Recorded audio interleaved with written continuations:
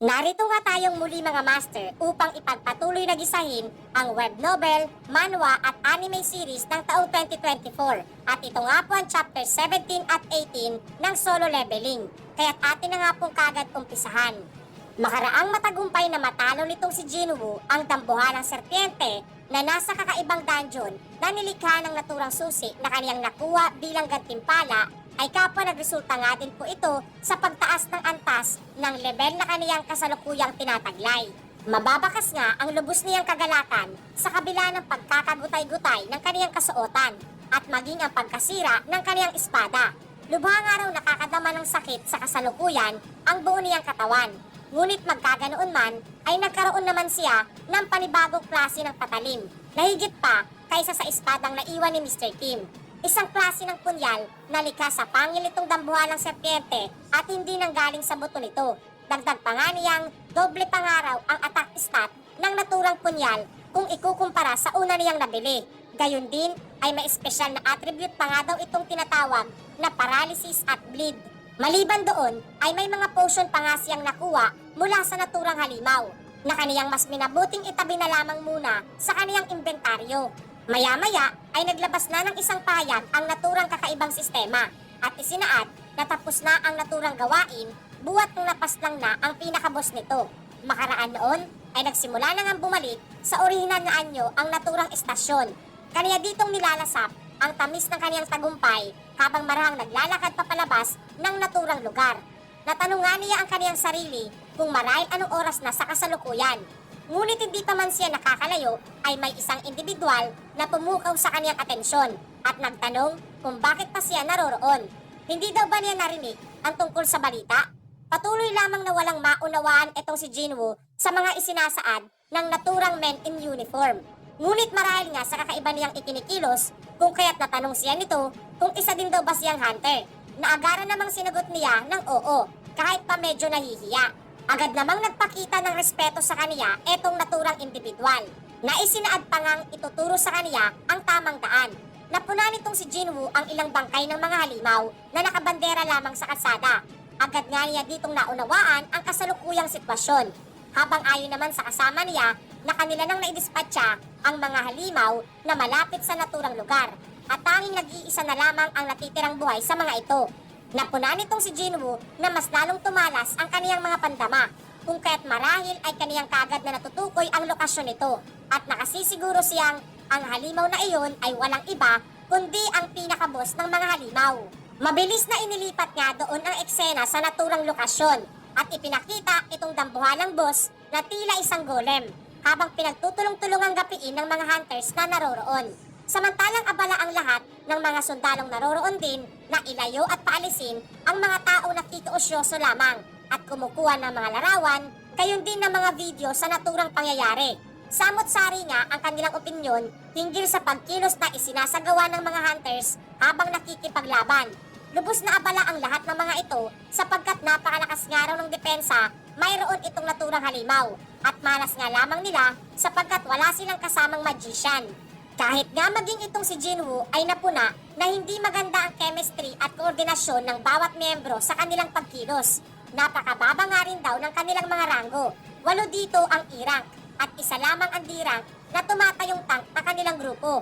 Sa panig nga naman daw ng mga healer ay 2 dito ang D-rank at ang ikatlo sa mga kasamang naroroon ay etong si Miss Juhei na nasigawan pa nga ng isa sa kaniyang mga kasamahan sapagkat nangangailangan din ito ng abilidad niya. At kasabay na kwestiyon ang ranggo mayroon itong naturang dalaga sapagkat naguguluhan nga ito sa kung ano ang nasa isip niya sa ngayon. Ipinakita nga sa atin ang dahilan nito sapagkat hindi pa nga siya tuluyang nakakawala sa takot at phobia na idinulot na nagdaang misyon na kanilang naisagawa. Sa kabila nito ay pilit niyang pinapalakas ang kaniyang kalooban na kapag anumang sandali nga daw na umatras siya ay hindi na rin siya makakahingi ng anumang tulong mula sa iba. Sa kabilang banda ay kaagad din itong naobserbahan ni Jinwoo na napagtanto ang kalagayan ni Miss Juhei. Aniya ay 1 linggo ng araw ang nakakalipas, subalit hindi pa rin niya nalalagpasan ang takot sa kaniyang isipan. Inaasahan ng araw niya iyon. Ngunit para sa kaniya, ang ganoong klase ng karanasan ay dapat lamang niyang malampasan na agaran niyang naghanda ng pag-atake mula sa di kalayuan. Pahayag niyang marahil nabibilang sa dirang ang naturang boss ng mga halimaw. At kung ikukumpara nga daw ito sa klase ng boss na kaniyang katatapos lamang labanan, ay lubha itong mas mahina. Tanging kinakailangan nga lamang daw niyang gawin sa ngayon ay ang pahinain ang depensa, mayroon ito bilang tulong sa iba pang mga hunter na naroroon mga master. Kaniyang inihagis na parang javelin ang nasirang espada na pagmamay-ari nitong si Mr. Kim na hangaring gumawa maski ng isang pag-ataking tatagos sa makapal nitong depensa na ating kasalukuyang makikitang matagumpay nga niyang naisagawa nang wala man lang maski isang nakapuna. Sa mga oras ding iyon ay kabado na ang lahat ng mga hunter na naroroon sapagkat maaari nga daw silang lahat ay mamatay kung wala pa ring darating na backup upang tumulong sa kanila. At mauuna nga dito ang kanilang tumatayong tank. Maging sina Miss Juhei ay nagsisimula na ring maubusan ng mana sa kanilang katawan habang patuloy na dumedepensa itong hunter na tumatayong kanilang tank. Maya-maya ay napuna nitong may isang bagay na direktang tumama sa ulong bahagi ng naturang boss at naging sanhi ng paghinga nito. Kung kaya't walang anumang sinayang na sandali ang lahat ng mga naturang hunters at nagsimula ng buong tapang na ibinuhos na ang lahat ng kanilang makakaya hanggang sa tuluyan nga nila itong magapi. Etong kanilang tank ay naguguluhan sa mga nangyari sapagkat kanina nga lamang di umano ay hindi gumagana ang kanilang mga pag-atake at bigla na lamang ito nagkulaps sa di malamang rason. Hindi nga daw ito dahil sa kanilang mga pag-ataking isinagawa, bagkus dahil nga daw ito sa bagay na bigla na lamang tumama sa naturang halimaw. Posibleng iyon nga daw ang talagang tunay na naging rason. Anong bagay daw kaya ang makagagawang ganun-ganun na lamang patalsikin ang ulo ng dambuhalang golem na naroroon? Sa kaniyang pagmamasid, ay kaniya ditong napuna ang espadang inihagis ni Jinwoo. Habang ayon nga sa naturang hunter na ang halimaw nga daw ay kahit 10 hunter ang magsama-sama na at sabay-sabay na umatake ay hindi pa rin sapat para ganoon na lamang magapi ito.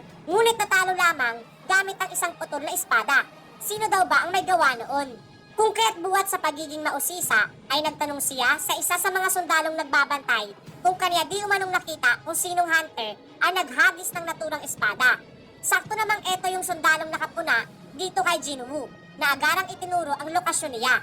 Ngunit agad namang umalis na sa naturang lokasyon etong binata habang puno ng admirasyon at paghanga ang isipan nitong naturang hunter sa abilidad na ipinamalas nitong naturang binata.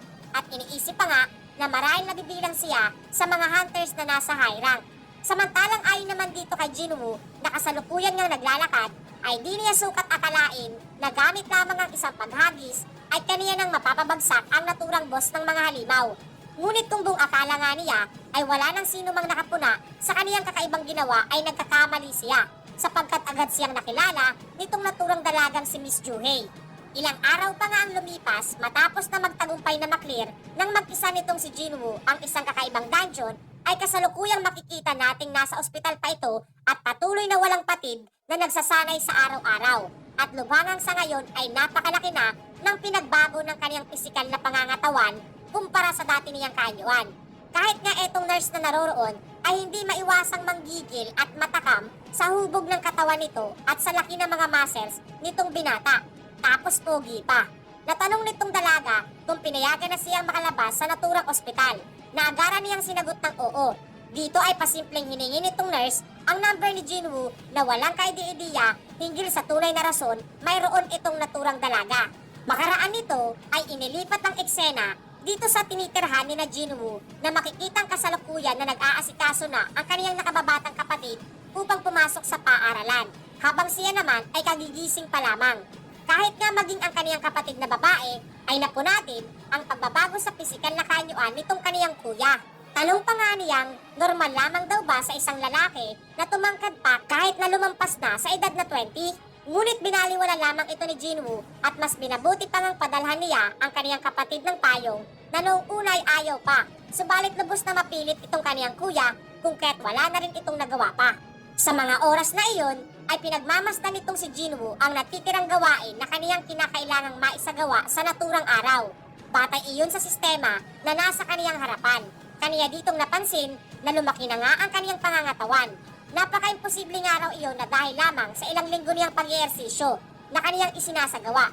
Posibleng rason nga raw na ang pagtaas ng kaniyang status ay ang kapapagbabago ng kaniyang pisikal na kaanyuan.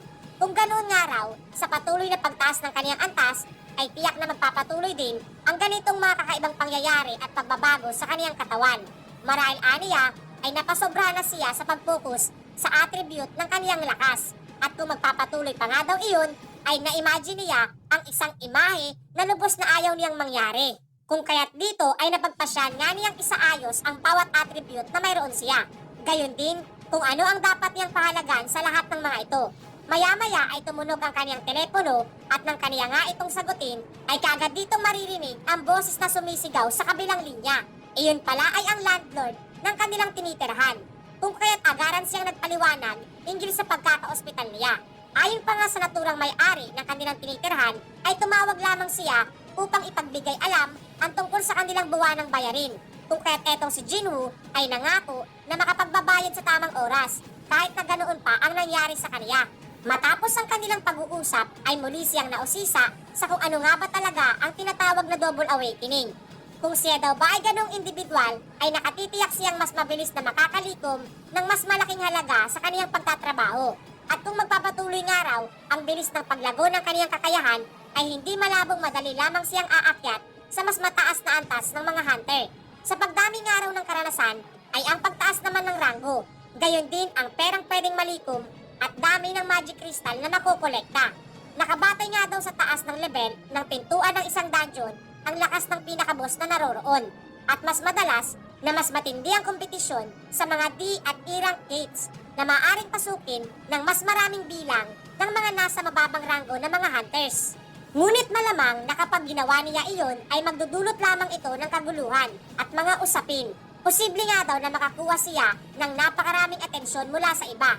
At ang ganitong bagay ay pwedeng magdulot din ng mas madaming oportunidad para sa kanya. Subalit maaaring kasabay nga daw noon ay ang pagdami naman ng mga individual na magiging negatibo at mag-iisip ng hindi maganda hinggil sa kanya. Kung kaya't hindi pa nga raw ito ang tamang oras para sa bagay na iyon hanggat hindi pa siya nakakasiguro. Marahil ngayon nga daw ay magpupokus muna siya sa pagkakaroon ng madaming pera habang kasabay na tumingin sa kanyang telepono upang maghanap ng trabaho na kalinya sa kanyang ranggo. Makalipas marahil ang ilang oras ay makikitang tinahak nitong si Jinwoo ang isang building site na dooy naghihintay ang iba pang mga hunter na agad ngang binati siya sa kaniyang pagdating. Nagpakilala sa kaniya etong tumatayong leader ng naturang grupo na si Wang Dong-suk at nilinaw ang ranggo mayroon ang naturang binata. Agad din namang nakilala ng isa pang naroroon etong si Sung Jinwoo mula sa kaniyang bantog na katawagan na pinakamahinang hunter sa lahat na pinagtawanan pa nga ng isang hunter na naroroon. Pinahinto naman sila nitong si Wang Dong-suk sa kanilang mga pinagsasasabi sapagkat aniya ang pinakamalaga sa kanilang misyon ay ang bilang ng mga kasapi ng kanilang grupo. Paliwanag pa nga nitong si Wang Dong-suk na kagaya ng kaniyang paliwanag sa telepono ay malamang na lubang magiging mahirap para sa isang kagaya niyang irang ang ganitong uri ng misyon. Kung kaya't hindi na niya kinakailangan pang lumaban at tanging sasama lamang siya, gayon din kapag natapos na nga daw ang kanilang misyon ay babayaran nila siya ng nagkakahalagang 2 million won batay sa kanilang napagkasunduan. Kaya't kaniya na nga daw sanang pirmahan na ang naturang kasulatan mga master. Kaniyang inobserbahan nga ang lahat ng mga hunter na naroroon at kaniyang napuna na ang 5 sa mga ito ay nabibilang sa C-rank habang 4 naman ang nabibilang sa mas mababa marahil sa D-rank. Kaniyang naalala ang tungkol sa batas na kinakailangang isagawa bago pumasok sa isang C-rank dungeon. Kinakailangan nga daw muna ng 10 tawang bilang o higit pa ang pagpasok sa loob nito at dapat kalahati sa mga ito ay nabibilang sa C-rank hunters. Kung kaya't kadalasan ang mga grupo na nagre-raid sa ganitong klase ay tanging binubuo ng mga attack force. Maya-maya ay may isang individual na nagsalita sa kaniyang tabi at aniya ay marahil kapwa silang dalawa ay ang mga pipitsugin sa grupo na magsasagawa ng misyon sa ngayon.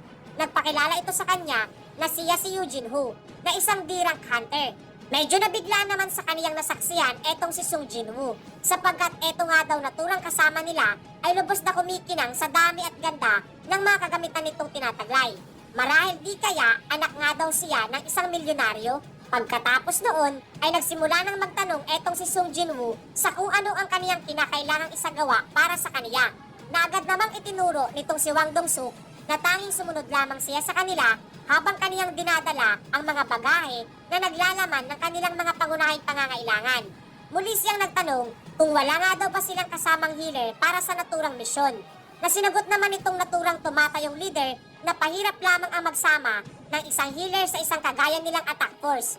Palagi nga daw ganoon ang kanilang isinasagawa sa kanilang mga misyon. Medyo hindi naman napanatag etong si Jinwoo sa kanyang naging payag, subalit sumang-ayon naman siya sa naturang bagay.